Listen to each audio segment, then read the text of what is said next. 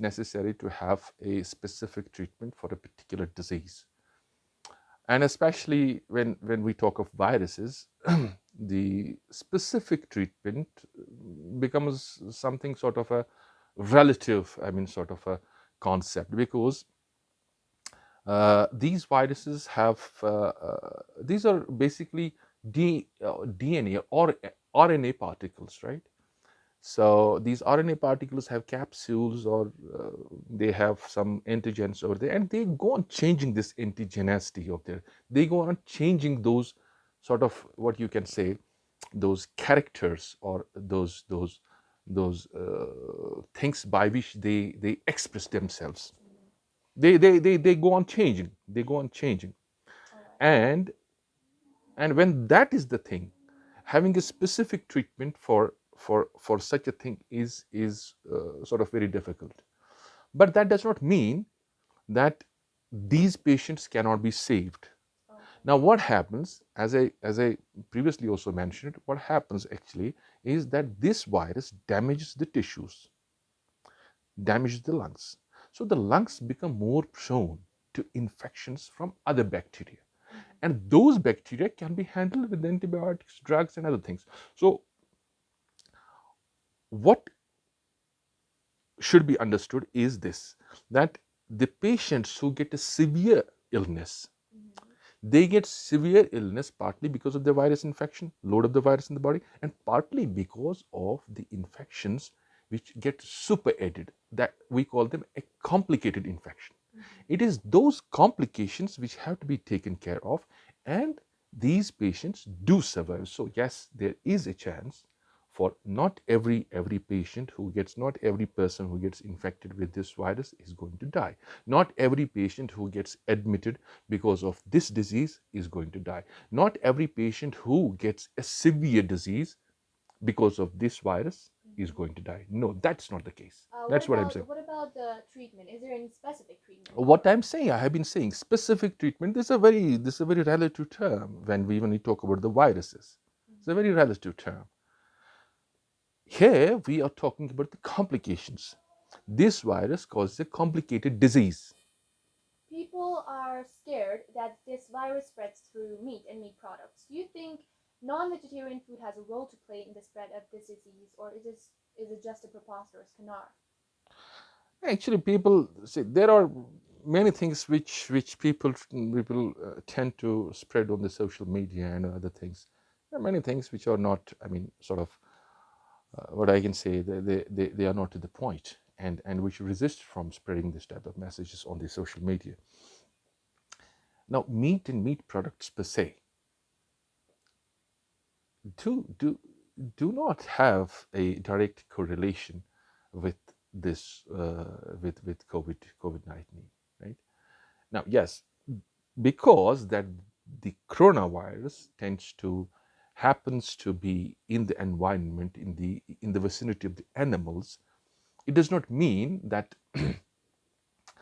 the meat and the meat products which the people consume carry this virus along with them, and then they ingest these viruses when the food is cooked. See, when you cook meat or any meat product, you cook it in a very high temperature, right? And that very high temperature kills not only this virus, all other viruses which are there in the food. So eating meat, cooked meat, does not have any direct relationship with the spread of this disease. Yes, there are some theoretical possibilities that the people who handle the meat and the meat products may have a chance to contract this disease, but then that also depends upon whether the meat is infected per se or not, right? So at the most, if the people who handle the raw meat and raw meat products of infected, the animals, infected cattle, they have a propensity, they may have a chance to contract the disease. But that's very, in epidemics, is a very minuscule thing. Now, vitamin C is definitely a protective vitamin, right? If one consumes a good amount of good quantity of a fruit, that's okay. That's not a bad thing to do. But when you just go on the social media and then just demonstrate to the people that baskets and baskets of Mosambis have to be consumed, they have to be put into that juice maker, and juice has to be squeezed out of those, I mean, 12, 13 these Mosambis. All of a sudden that juice has to be consumed over days together, 2, 3, 4 days. I think that is somehow, I mean, that's not, I mean, that's not confirmed, and that's not, I mean, sort of, it's not science. Science does not, sort of support such type of claims. All right. That's what I can say about it. Okay, now the last question is, how long will the vaccine take to be available? Don't you think it's taking too long? Vaccine, producing a vaccine is a very tedious process. It's not a very simple thing. It has to go through a lot of steps. There's a stepwise process to come out with a vaccine. And usually, on an average, it takes about 18 months to 2 years, in some cases more than that. Now, the problem, as I previously also mentioned, with epidemics of viral epidemics, especially, is that these viruses go on changing their character, right? So this virus is not going to remain the same virus as far as character is concerned, as far as pathogenicity or virulence is concerned, after 3 weeks. So there is definitely going to change, going to be a change, All right.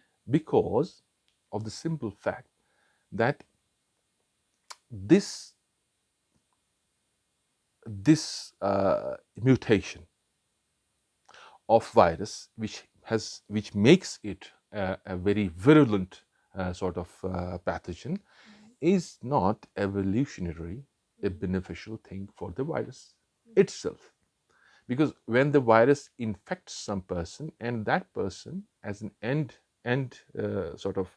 host or an end point, is killed, it means the virus is also killed. So the virus cannot afford to continue to kill each and every single person whom it infects. All right. That is the basic principle of nature. So extrapolating that basic principle of nature into the practice means that over a period of time, over 2 weeks or 3 weeks, this virus is going to change. Now, if you come out with a vaccine, for example, let's suppose that we can just come out with a vaccine within 2 weeks or 3 weeks. Now, what if this vaccine does not work then properly? What if the virus changed itself, and all of a sudden this vaccine is absolutely useless? Now, producing a vaccine means investment. Producing a vaccine means money. Producing a vaccine means a lot of labor put into it. Now, you have to, the companies or the establishments who work on the vaccines, they have to take into consideration many factors. So that's why it takes time for the vaccine to come out. And vaccine per se,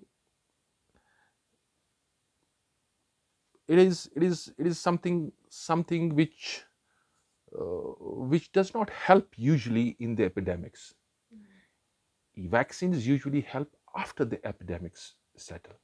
So that is how it works. So it usually takes 18 months to 2 years. But when you use the models, so models have a beauty.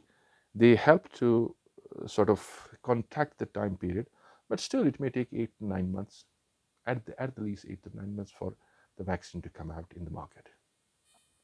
I thank you, Dr. Kazi, for giving us your valuable time and your valuable information, of course. Um, I hope you guys found this video helpful and do apply it to your daily life.